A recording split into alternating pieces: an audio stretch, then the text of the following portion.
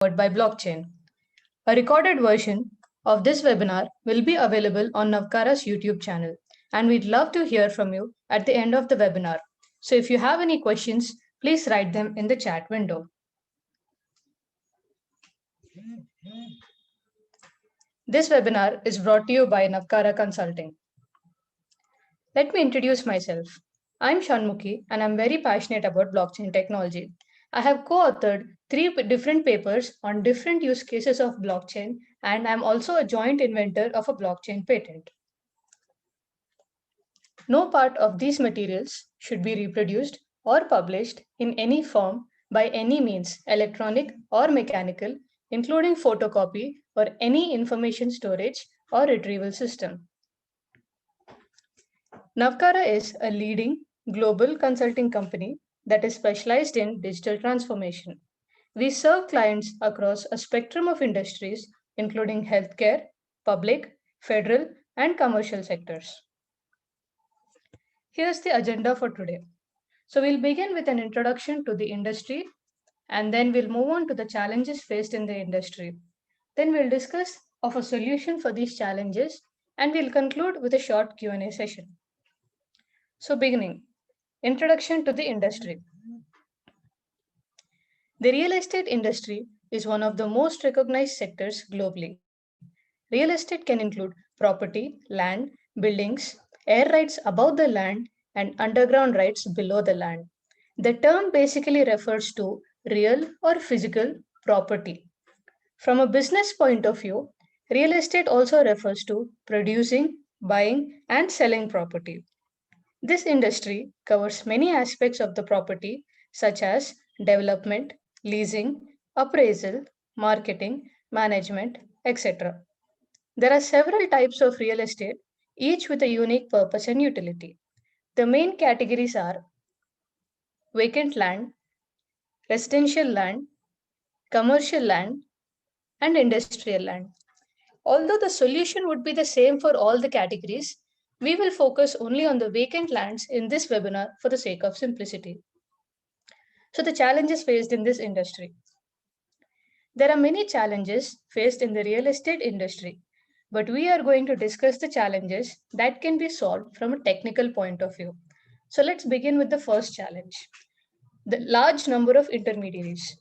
Now, an intermediary is someone who negotiates a real estate transaction between two parties, say the buyer and the seller. For example, this someone may be a broker or a sales agent sponsored by the broker having written consent from the parties to represent both the buyer and the seller. But these people are not wholesalers or distributors who buy products and then resell them. They are usually paid a percentage of the total transaction. The second challenge is expensive investment. Due to the involvement of a large number of intermediaries, various fees like broker fees, attorney fees, exchange fees, taxes, etc., are added to the real estate cost, which ultimately makes real estate investments expensive. The next challenge is poor transaction speed. Due to the involvement of multiple parties, real estate processes suffer from poor transaction speed. The next challenge is tedious paperwork. In traditional real estate economy, every transaction involves a stringed set of tedious and time-consuming paperwork. Because of this, many a times real estate companies end up losing their money and potential customers, along with getting distracted from the main goal. The next challenge is lack of transparency. The real estate industry is not open to everyone due to the involvement of various factors like citizenship, cash requirements, accreditation, credit score, etc. Additionally, there is no market database or a concrete way to access the information required for taking the buying and selling decision.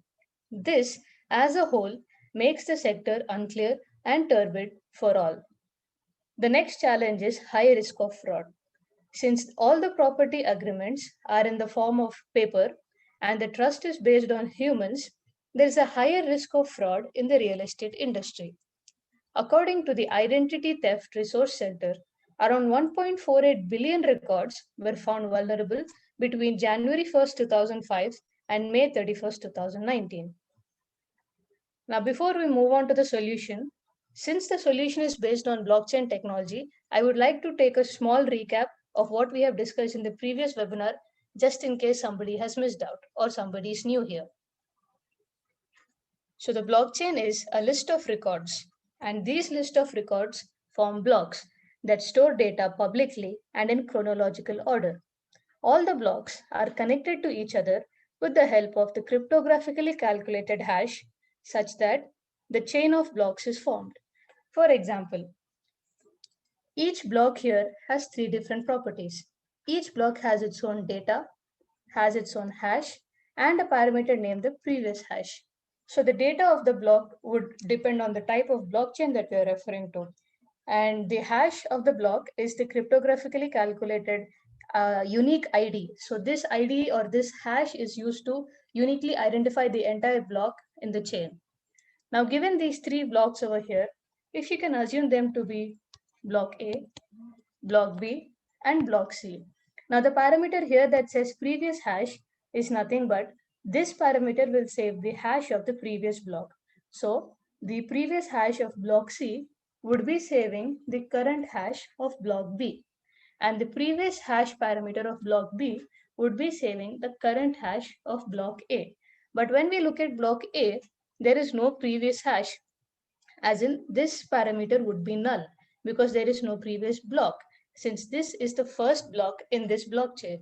Such blocks are usually known as genesis blocks. Now, each time a new block is mined, it is concatenated to the most recent block in the chain. So, after block C, if a new block is mined, then automatically it would be mined and it would be attached or concatenated to block C instead of block B or block A. The information is encrypted using cryptography to ensure that the privacy of the user is not compromised and data cannot be altered. There are three main categories of blockchain: public blockchain, private blockchain, and consortium blockchain. So, public blockchains are permissionless, meaning anyone with access to the internet can sign in on a blockchain platform to become an authorized node and be a part of the network. Private blockchains are permissioned, meaning only those who have the permission can become a part of the blockchain network. And consortium blockchains are semi decentralized or more like a combination of the public and private blockchains. Some characteristics and features of blockchain. Decentralized. This means that the records are not maintained by a single authority. Immutable. This means that the records saved on the blockchain cannot be removed or altered. Distributed. This means that the records on the blockchain are publicly accessible to everyone in the network. Security. Blockchain offers high-end security due to the cryptographic principles used. No intermediaries.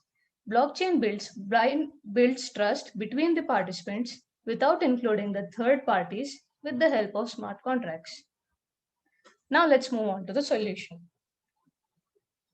So the main participants involved here are the government, the seller, and the buyer. Now, we all know that every piece of land is usually registered with the government, as in every land that has an owner is registered with the government, and the government has to keep a track of who owns which piece of land. And for this reason, the government is one of the main participants here. Now, whenever a person owning a piece of land wants to sell it, then they take the role of the seller. And when somebody looks into the real estate market to buy any piece of land, then they play the role of the buyer. Now, we are limiting ourselves only to these three participants as we aim to terminate the requirement of the third parties in the entire process of buying, selling, or registering with the government. Now, let's take a look at the asset. Basically, an asset is anything that can be used to produce positive economic value. And in this scenario, our asset is a piece of land, or more like a land record. When we are saying that the land record is our asset, it doesn't mean that the piece of land loses its value. It only means that the piece of land is your physical proof of value and the land record is your digital proof of value. Therefore, the land record will have the same value as that of the physical piece of land. Now, a land record can have many parameters. For example, the land ID, the details of the current owner, like the owner ID, his name, etc., the list of all previous owners, list of all offers or bids received for this land, etc. Now, the workflow of this solution would be such that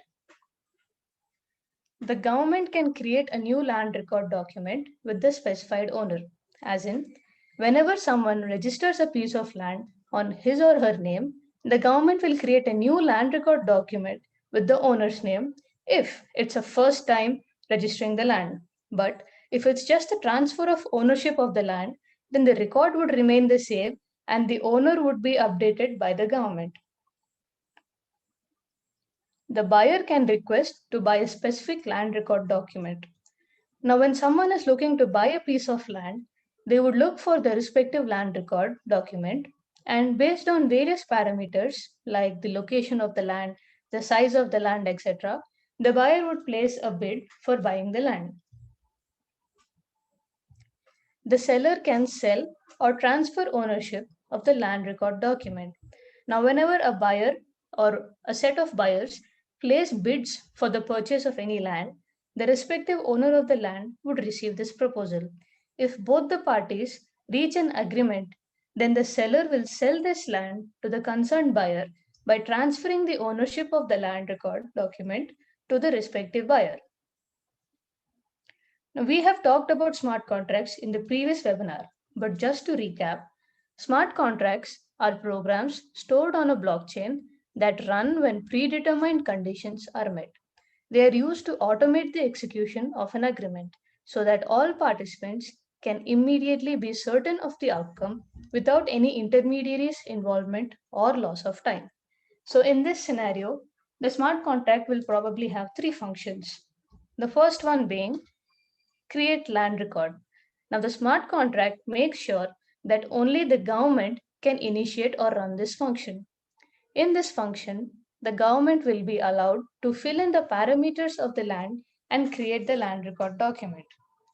The next function would be request ownership. The smart contract makes sure that the potential buyers can initiate or run this function. In this function, the buyers will be allowed to look at the land record documents available for sale and place a bid according to their convenience. The next function would be sell ownership. The smart contract makes sure that only the respective seller can initiate or run this function. In this function, the seller will be able to take a look at all the bids received. Once the seller finds a suitable bid, the seller can transfer the ownership of the land record document.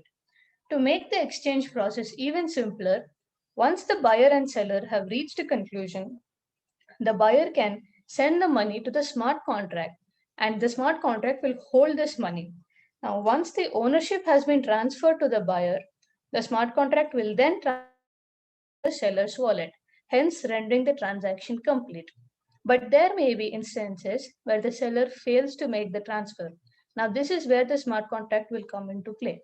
The smart contract, since it's still holding the buyer's money, it realizes that the seller has not made the transfer of ownership, thereby rendering the transaction incomplete, and therefore it will revert the money back to the respective buyer's wallet.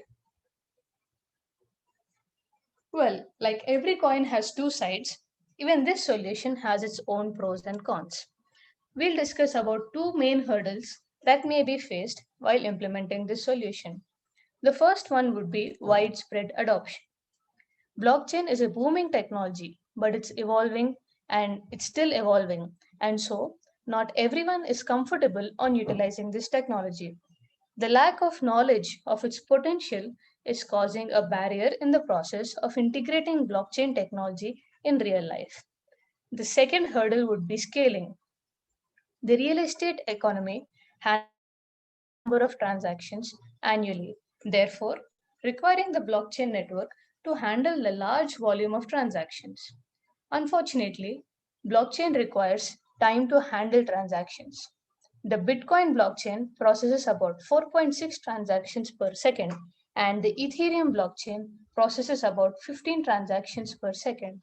At this rate, the blockchain network may not be able to process the required number of transactions in real time. Now, this could be a huge hurdle, but luckily, over the past few months, blockchain technology has been evolving even more rapidly, and many new blockchain networks are being introduced. Hopefully, one of these networks would have a good amount of transaction rate, and we could hope to see this solution soon. So let's summarize what we have discussed so far. We have discussed about an ecosystem consisting a government, a buyer, and a seller. We understood how to design a decentralized system to capture land records and keep track of their ownerships. This provides verifiability, wherein the buyers can verify the seller's claim of ownership of the land record, including the list of previous owners, if any. This solution also introduces trust between the unknown participants without involving any third parties. Apart from that, we are also moving all of the transactions into the digital system, and in this way, we are also saving a lot of paper. If you're having any questions, please drop them in the chat box and I'll answer them.